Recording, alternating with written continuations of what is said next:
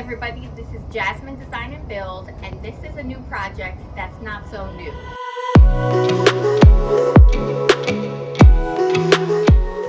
I skipped over the demo and rough walk because I've been so busy with all my projects, but I wanted to give a quick walk before our final stages to show you everything we've done. So come on in.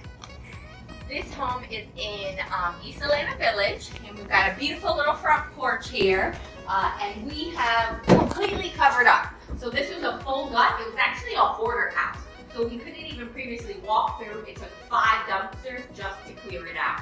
Made some floor plan changes here as well, including 2 case openings and raising the floor in the sunroom to give much more of an open concept feel here. So where should we start? Let's go to the back.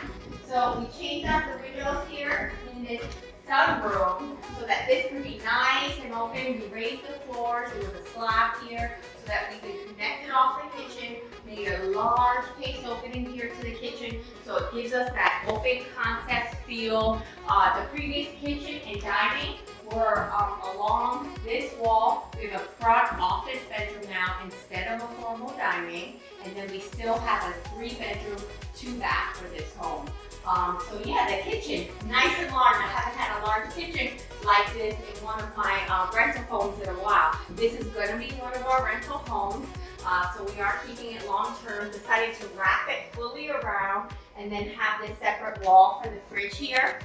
That enabled me to do 2 things. Have a hood here, so this will be a nice balancing complement to the window on this side. And then on this wall, have a separate upper microwave. That's one of our tricks. We'll do over the range microwave, not over a range, to save money and then also save space in your lower cabinets. So yeah, there's our kitchen. We're gonna have a little breakfast nook right here. I'm planning on dividing this sunroom up to make up for that dining that we took away on the other side of the house, because actually I was mistaken. It previously was a 3-bedroom, 2-bath. We've converted it to a 4-bedroom, 2-bath by making that formal dining and office bedroom.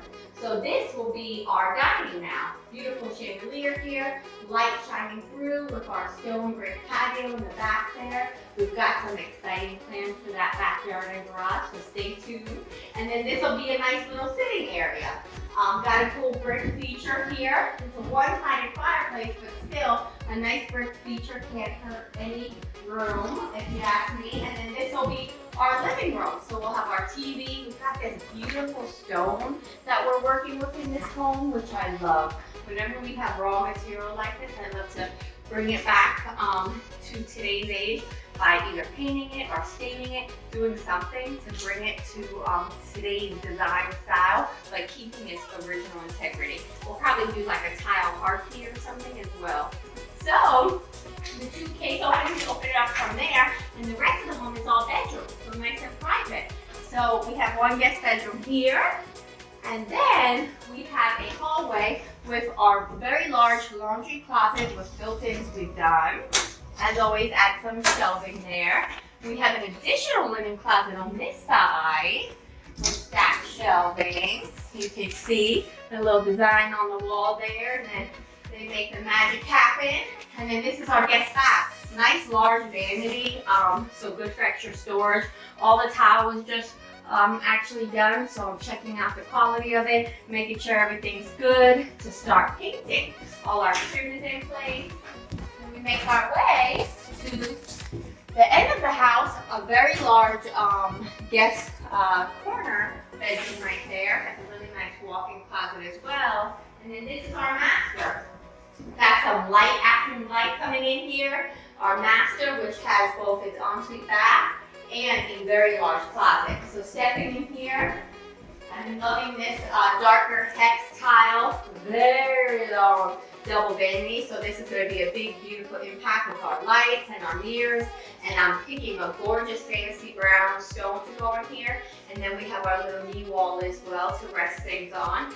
And so that kind of hides a little of our toilet.